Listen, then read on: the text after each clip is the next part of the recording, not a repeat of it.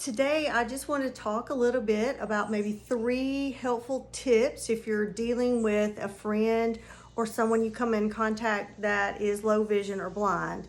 The first thing that's incredibly helpful is when you enter a room, tell me who's coming in the room. First of all, voice recognition is a little slower than sight recognition.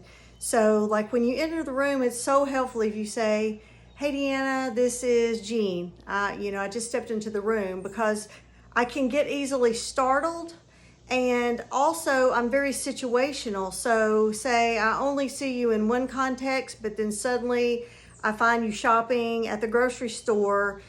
Don't assume that I'm going to recognize you, even though I recognize you very easily in a place that we're going to see each other over and over again at a regular time, because I really do not get details of what people look like. Okay, so the first thing, like I said, is just to announce yourself when you're going to interact. Just let me know who you are, and that's incredibly helpful.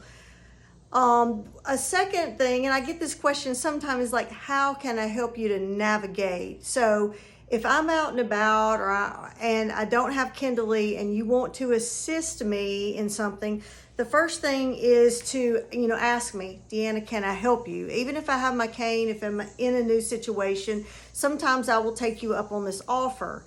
And the correct thing to do, and even people in the medical profession sometimes do this, they'll grab me and try to pull me.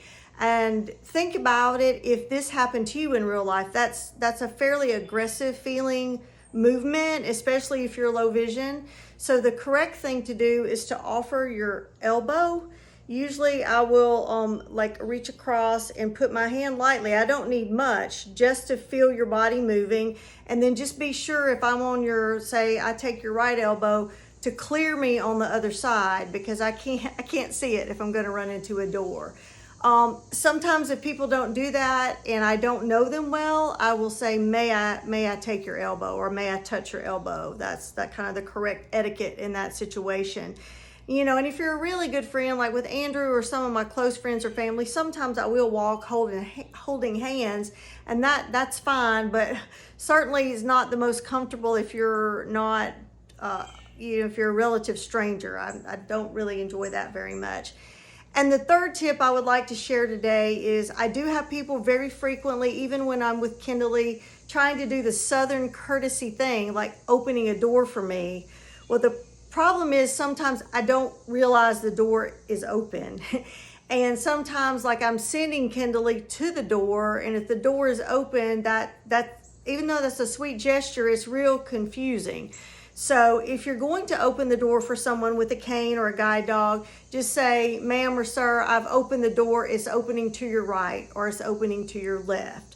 So the more verbally descriptive you can be, and just to alert us that the door is open, because if you're expecting a door and suddenly it's not there, that can be a little bit disturbing and confusing. So I hope these tips help. And the best thing is just to be open. And like, I always prefer someone to ask questions rather than wonder what's the correct etiquette. So I hope I can share more things like this with you along the way and give you a little window into my world. And thank you so much for listening.